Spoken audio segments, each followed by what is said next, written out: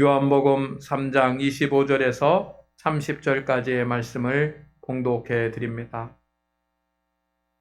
이에 요한의 제자 중에서 한 유대인과 더불어 정결 예식에 대하여 변론이 되었더니 그들이 요한에게 가서 이르되 랍비여 선생님과 함께 요단강 저편에 있더니 곧 선생님이 증언하시던 이가 세례를 베풀매 사람이 다 그에게로 가더이다. 요한이 대답하여 이르되 만일 하늘에서 주신 바 아니면 사람이 아무것도 받을 수 없느니라. 내가 말하는 바 나는 그리스도가 아니요 그의 앞에 보내심을 받은 자라고 한 것을 증언할 자는 너희니라. 신부를 취하는 자는 신랑이나 서서 신랑의 음성을 듣는 친구가 크게 기뻐하나니 나는 이러한 기쁨으로 충만하였노라. 그는 흥하여야 하겠고 나는 쇠하여야 하리라 하니라. 아멘. 우리는 지난 3주 동안 오늘까지 해서 예수님과 성도의 관계에 대해서 하나님의 말씀을 나누고 있습니다. 예수님은 나의 목자, 예수님은 나의 친구, 예수님은 나의 신랑이라는 제목으로 말씀을 나눕니다.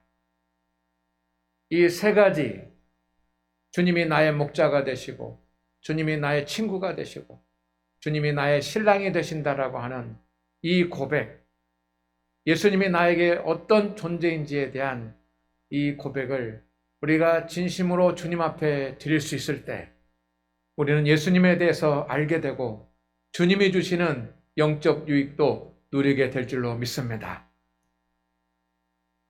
우리가 신앙생활을 하면서 예배도 드리고 찬송도 드리고 기도도 드리고 또 헌신도 하고 주님을 위하여 많은 일들을 합니다. 그러나 때로는 내가 낮아질 수 있는 가장 낮은 자세로 내 마음을 다 주님 앞에 내려놓고 주님만을 생각하면서 예수님, 주님은 나의 목자이십니다. 예수님, 주님은 나의 친구이십니다. 예수님, 주님은 나의 신랑이십니다. 라고 진심으로 이 심령 깊은 곳에서 나오는 진실하고 솔직하고 신실하고 또 믿음 있는 그런 고백이 되어질 때 우리는 주님 편에 더 가까이 서 가는 줄로 믿습니다. 성도가 주님과의 관계를 아는 것은 참으로 중요합니다.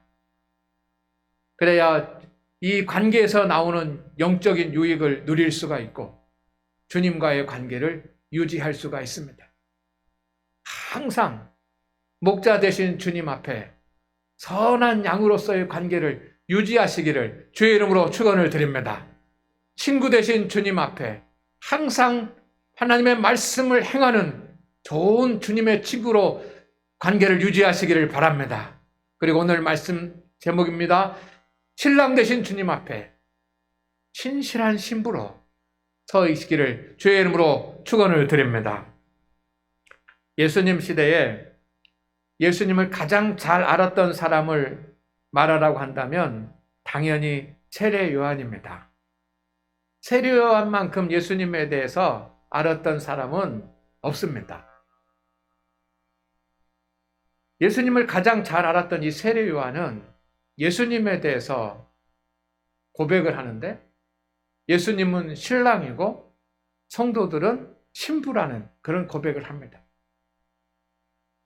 어느 날 세례 요한의 제자들이 어떤 유대인들과 논쟁이 붙었습니다. 율법에 대한 논쟁, 특별히 정결법에 대한 논쟁이 붙었다 그랬습니다. 이렇게 열심히 서로 묻고 대답하고 자기가 옳다라고 하면서 율법에 대한 논쟁을 제자들이 하고 있을 때 저 요단강 건너편에 예수님께서 세례를 베푸시는데 얼마나 많은 사람들이 예수님에게 모여들었는지 모릅니다. 세례 요한은 누구입니까? 이스라엘 백성들에게 회개 운동을 일으키면서 요단강에서 세례를 베풀었던 믿음의 선지자입니다. 그리고 많은 사람들이 세례 요한을 따르면서 세례 요한에게 나왔습니다. 그리고 세례 요한의 제자가 됐습니다. 어느 날 예수님도 세례 요한에게 와서 세례를 받으셨습니다. 세례 요한의 제자들은 사람들이 자기들에게 와서 세례 요한으로부터 세례를 받는 것, 이것이 굉장히 큰 기쁨이고 즐거움이고 보람이고 했을 것입니다. 그런데 이제 저쪽 요단강 저편에서 예수님도 세례를 베푸시는데 가만히 보니까 자기들에게 오는 사람들보다 예수님에게 찾아가서 세례를 받는 사람들이 훨씬 더 많은 겁니다. 그 일을 보고 너무 속상했습니다. 그래서 스승에게 이야기합니다. 세례 요한 랍비여, 아니 어떻게 된 것이 우리에게서 와서 세례를 받는 사람보다 예수님에게 당신이 말한 그에게 가서 세례를 받는 사람들이 더 많습니까? 하면서 불편한 그런 속마음을 이야기합니다. 이때 세례 요한이 이렇게 말합니다. 신랑이 있는 곳에 신부가 모이고 찾아가는 것은 당연한 일이다. 나는 그 신랑의 친구다. 그런데 그 신랑에게로 신부가 모여드는 것만 봐도 나는 기쁨이 충만해서 너무 기쁘다라고 대답을 했습니다. 세례 요한은 예수님과의 성도의 관계를 신랑과 신부의 관계와 같다라고 그렇게 생각했습니다. 이 얼마나 놀라운 영적인 통찰력입니까? 그리고 그는 그렇게 제자들에게 가르쳤습니다. 성경에는 이렇게 주님과 성도들과의 관계에 대한 그런 말씀들이 나옵니다.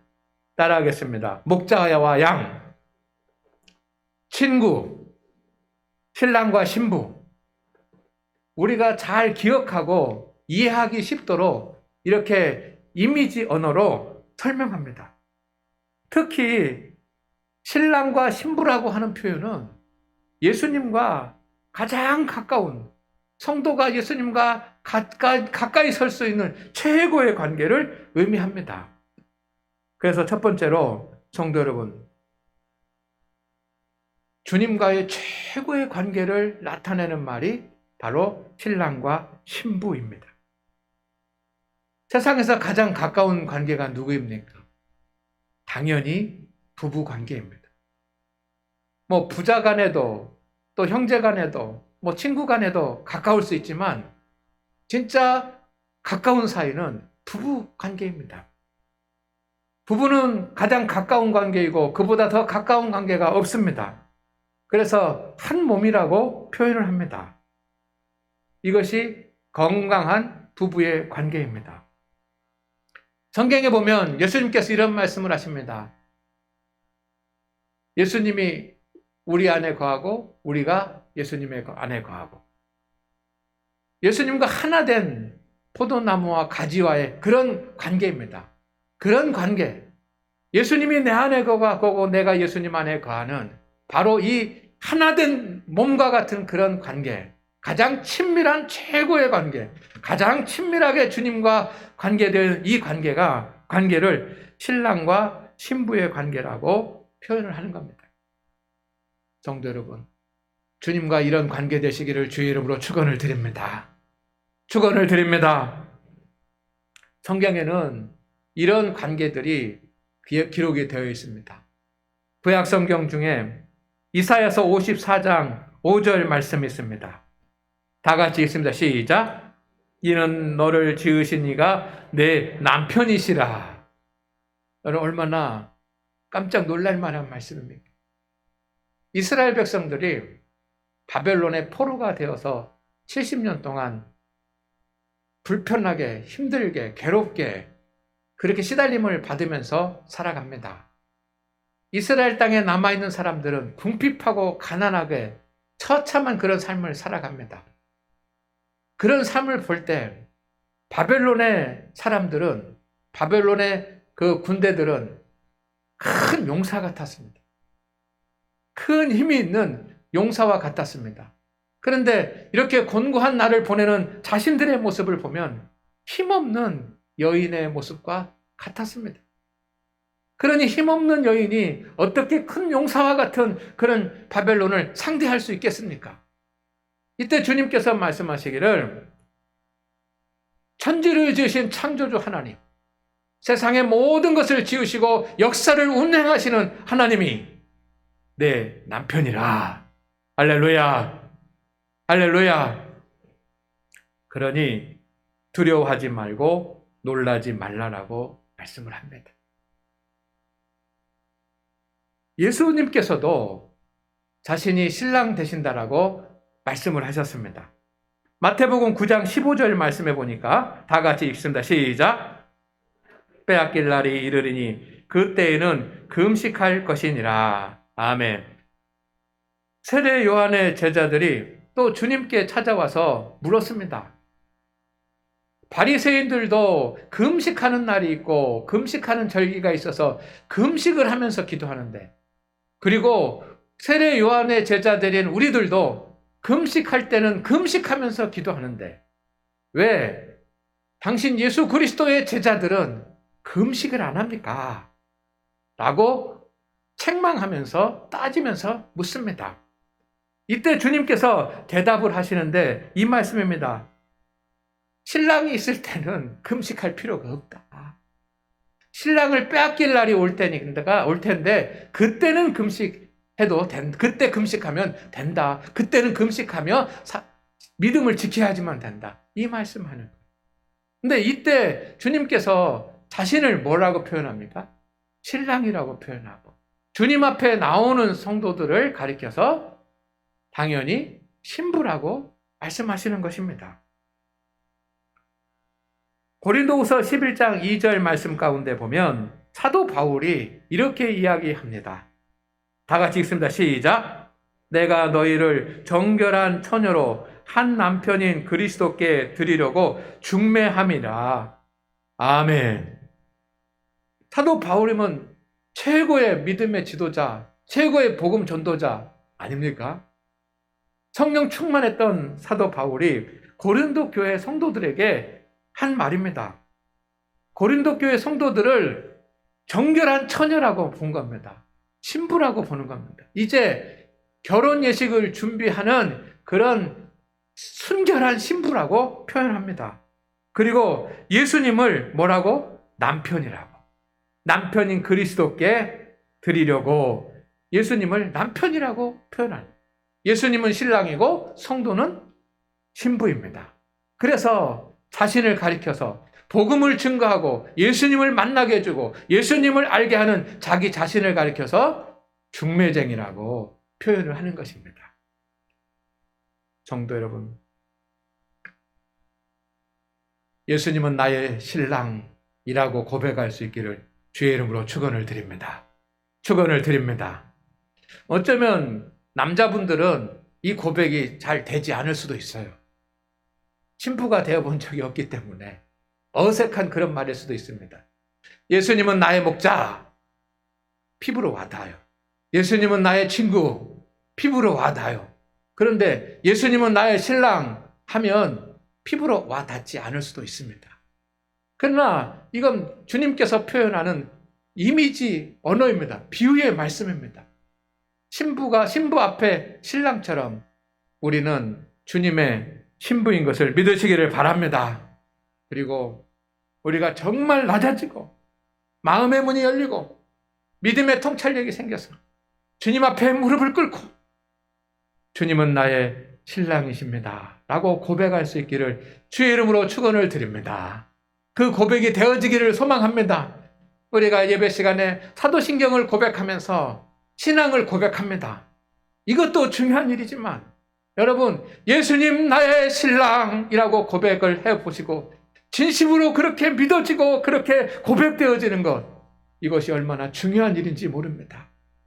우리 장안교회 성도들은 모든 성도들이 모두가 다 진심으로 예수님 나의 신랑이라고 고백할 수 있는 영적 민감함이 있기를 주의 이름으로 축원을 드립니다. 주님과 신랑, 신부의 관계는 어떻습니까? 주님과 우리가 결혼한 신랑 신부와 같은 관계로 설명이 되는 것은 중요한 영적 의미들이 있습니다. 당시에는 남편이 누구냐에 따라서 신부의 삶의 지위와 삶이 달라졌습니다. 그래서 예수 그리스도가 우리의 신랑이다라고 그 당시에 표현하는 것은, 창조주 하나님이 우리의 남편이 된다라고 표현하는 것은, 예수님을 믿는 성도들은 최고의 신분이고 최고의 인생을 사는 그런 삶이라는 것을 가르쳐 주기 위함입니다. 성도 여러분, 주님이 신랑 되시기 때문에, 우리가 신부 때문에 이것은 무엇을 의미합니까? 첫째는 가장 친밀한 관계를 의미합니다. 가장 친밀한. 앞에서도 말씀드렸지만 여러분, 우리는 주님과 가장 가까운 관계인 줄로 믿습니다. 여러분이 가까운 관계들이 있습니다. 그러나 그 어떤 관계들보다 더 가까운 것이 주님과의 관계입니다. 가장 가깝기 때문에 주님께서는 우리에게 은혜를 베풀어 주십니다. 남편과 같은 책무를 하시는 거예요. 저는 세 가지라고 생각을 합니다. 첫째는 함께 하십니다. 남편은 아내와 함께 해야지만 남편입니다. 아내가 힘들 때도 있고, 기쁠 때도 있고, 약할 때도 있고, 어려울 때도 있고, 그렇습니다. 남편은 어떤 존재입니까? 아내가 힘들고, 어렵고, 약해질 때 함께 하는 사람이 남편입니다. 오늘날 한국 사회는 심리학자들이 이야기하기를 우울증에 걸려 있다고 표현을 합니다. 이 코로나 시국이라서 더 그렇습니다. 온 국민이 우울증에 걸렸다라고 할 만큼 심각한 우울증들을 한국 국민들이 앓고 있다는 것입니다. 이렇게 우리가 힘들고 괴로울 때 주님은 함께 하시는 우리의 신랑 되시는 줄로 믿습니다. 주님이 남편이시라고 하는 것은 내가 어떤 경우에 있든지 주님께서 함께 하신다는 것을 의미합니다. 두 번째, 남편은 어떤 존재입니까? 아내의 보호자입니다. 신랑은 신부의 보호자가 되는 겁니다. 신랑은 신부를 지켜야지만 됩니다. 아무리 힘든 일이 있고, 아무리 어려운 일이 있고, 아무리 내가 지치고 피곤하더라도 신랑은 신부를 지켜야지만 신랑입니다. 주님은 우리를 지키시는 자입니다. 우리가 아프면 치료해 주시고, 우리가 궁핍하면 필요를 채워주시고, 악한 것의 위협 가운데 있을 때 주님께서 우리를 지키시고 보호하시는 보호자이신 줄로 믿습니다. 주님이 우리의 신랑이라고 하는 것은 주님이 보호자가 되신다는 거예요. 이것을 믿으십니까? 이것을 믿으십니까? 세 번째는 신랑은 신부를 사랑해야지만 됩니다. 얼만큼 사랑해야 됩니까? 자기 목숨만큼 사랑해야지만 됩니다. 목숨을 줄 만큼 사랑해야지만 됩니다. 예수님은 우리에게 생명을 주셨습니다. 생명을 주실 만큼 우리를 사랑하시는 줄로 믿습니다. 그래서 우리가 힘들고 지치고 외로울 때 주님은 우리의 위로자가 되실 것입니다. 주님, 신랑 되셔서 우리에게 남편과 같이 책무를 다 하시는 주님인 것을 믿으시기를 주의 이름으로 축원을 드립니다. 두 번째, 신랑과 신부의 관계는 은혜의 관계입니다. 성도 여러분, 내가 주님의 신부가 된 것은 내가 어떤 자격이 있어서 된 것이 아니고, 어떤 능력이 뛰어나서 된 것이 아니고, 뭐 건강해서 된 것이 아니고, 예뻐서 된 것이 아니고, 똑똑해서 된 것이 아니고, 주님께서 우리를 선택하신 오직 하나님의 은혜로 주님의 신부가 되었습니다. 그래서 저는 그렇게 표현하고 싶습니다. 우리는 영적 신데렐라입니다. 죄 가운데 살아갔던 우리를 주님께서 신부로 삼아 주셨습니다. 은혜로 삼아 주셨습니다. 그러니 우리의 것을 자랑하지 말고 주님의 은혜를 사모하며 주님의 은혜를 감사할 수 있는 성도들이 되기를 소망합니다. 세 번째는 언약의 관계입니다. 주님과 신랑 되시고 내가 신부 되는 것은 언약입니다. 우리가 주님을 주로 고백하고 주님의 말씀을 지켜 행할 때만이 유효한 그런 관계입니다. 우리가 주의 말씀을 지키지 아니하고 주님을 섬기지 않으면 이 관계는 깨지고 맙니다. 이것은 무엇을 의미합니까? 믿음으로 경건의 삶을 사는 성도들은 영원히 주님께서 신랑이 되시고 영원히 우리는 주님의 신부가 된다는 증거인 것을 믿으시기를 주의 이름으로 축원을 드립니다. 그렇다고 한다면 우리가 신부로서 지켜야지만 되는 약속이 있습니다. 신부로서 지켜야지만 되는 언약이 있습니다. 이것이 중요한 것 아니겠습니까? 신랑이 우리에게 해주시는 것만을 바라는 것이 아니라 신부된 우리가 주님 앞에 지켜야지만 되는 일이 있습니다. 성경은 우리 모든 한 성도들이 다 주님의 신부라고 이야기합니다. 따라하겠습니다. 나는 주님의 신부입니다. 아멘입니까? 성도 한 사람 한 사람도 신부이지만 성도 여러분, 우리 교회도 주님의 신부입니다. 성도들이 모인 장안교회도 주님의 신부인 것입니다. 그래서 주님이 오시는 그날이 되면 우리는 주님 앞에 서게 될 것이고 주님과 함께하게 될 것을 믿습니다. 그래서 요한계시록에 보면 교회를 주님의 신부라고 표현을 했습니다. 신부인 우리 교회도 마찬가지고 신부인 한 성도, 한 성도들도 해야지만 되는 책임이 있습니다. 첫째는 사랑해야지만 됩니다. 주님을 사랑하십니까?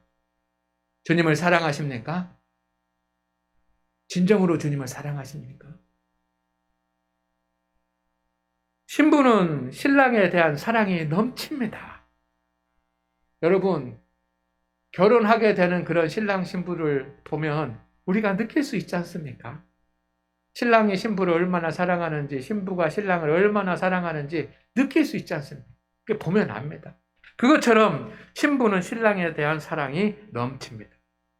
성도는 주님을 마음을 다해, 뜻을 다해, 힘을 다해, 정성을 다해 주님을 사랑할 수 있어야 되고, 사랑해야 되고, 사랑하고 있어야 됩니다.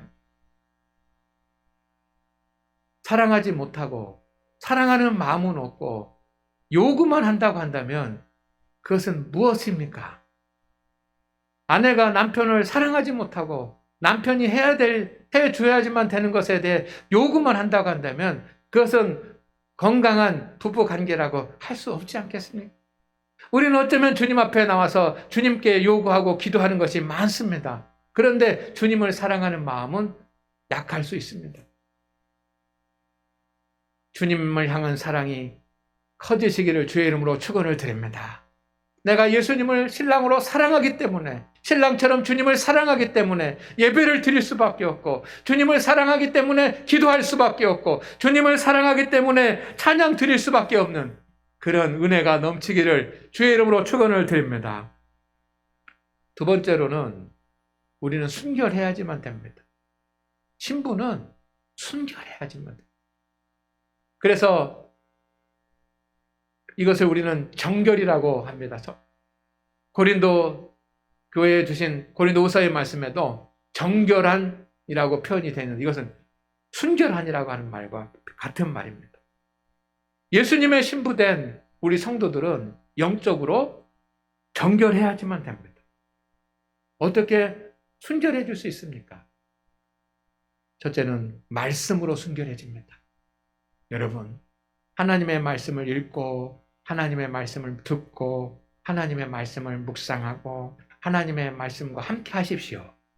그래서 말씀을 계속해서 읽으면 마치 물로 목욕을 하는 것처럼 우리의 심령이 정결해질 줄로 믿습니다.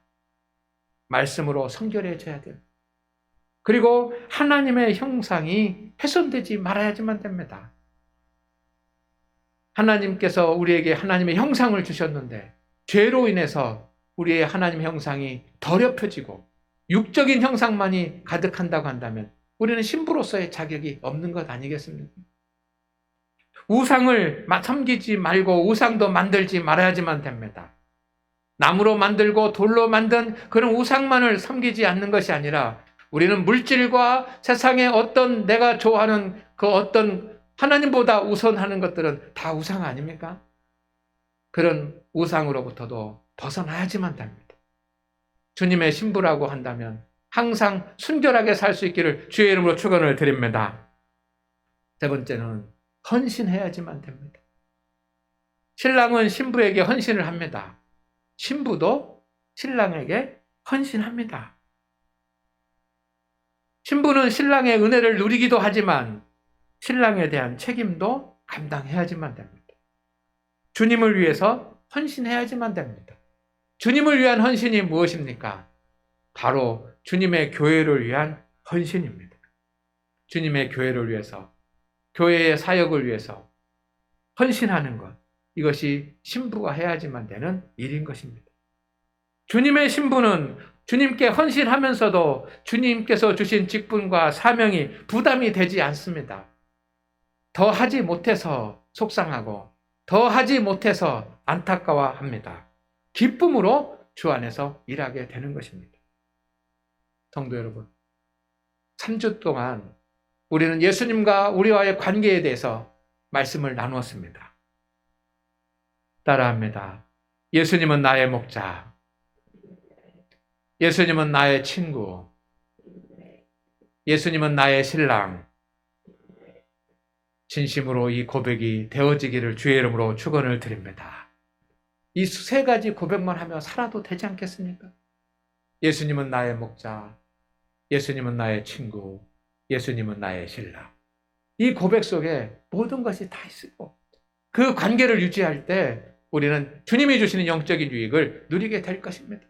내가 누워도 예수님은 나의 목자, 일어나도 예수님은 나의 친구, 일을 하다가도 예수님은 나의 신랑. 이런 고백이 되어질 때마다 춤추면서 주님을 찬양할 수 있는 우리 성도들이 되시기를 소망합니다. 그렇다고 한다면 우리는 어떻게 살아야지만 되겠습니까? 저는 말씀을 준비하면서 2022년 경건생활 선한 목자로서 예수님의 친구로서 예수님의 신부로서 살아가야지만 되는 우리 성도들이 해야지만 되는 가장 기본적인 우리 공통의 믿음의 생활의 목표를 생각해 보았습니다. 5가지입니다. 첫째는 예배와 기도에 적극 참여하기. 두 번째는 주 예수 성원 거룩한 독서하기. 기쁨으로 직분과 사명 감당하기. 가정과 예배 드리기. 가족 구원하기입니다. 제가 이 사항에 대해서 목회 서신으로 우리 성도님들에게 그 문자를 보내드렸습니다. 아마 받으신 분들 계실 것입니다. 또 이번 주에는 제가 이 화면에 보이는 그 화면을 제가 만들었는데 이 화면을 여러분에게 그 문자로 보내드릴 겁니다. 저장해 놓으시고 예수님의 선한 목자, 예수님의 친구, 예수님의 신부로 살아가기 위해서 공통으로 세우는 우리 교회 이 5가지 믿음의 목표를 달성하기 위해서 힘써 주시기를 주의 이름으로 축원을 드립니다. 축원을 드립니다. 제가 이렇게 문자를 보냈더니 어떤 권사님이 저에게 답장을 주셨어요. 뭐라고? 목사님, 이 영적 5가지 공통 목표를 다 지킬 수 있을 때까지 달려가겠습니다. 우리 모두가 그런 마음으로 예수님의 신부로, 예수님의 친구로, 예수님의 선한 양으로 살아가기 위해서 힘을 다하는 한 해가 될 수 있기를 바랍니다. 이때 주님께서 우리에게 은혜와 은총을 주실 줄로 믿습니다. 기도합니다. 주의 하나님, 주님께서 은혜와 은총을 주시옵소서.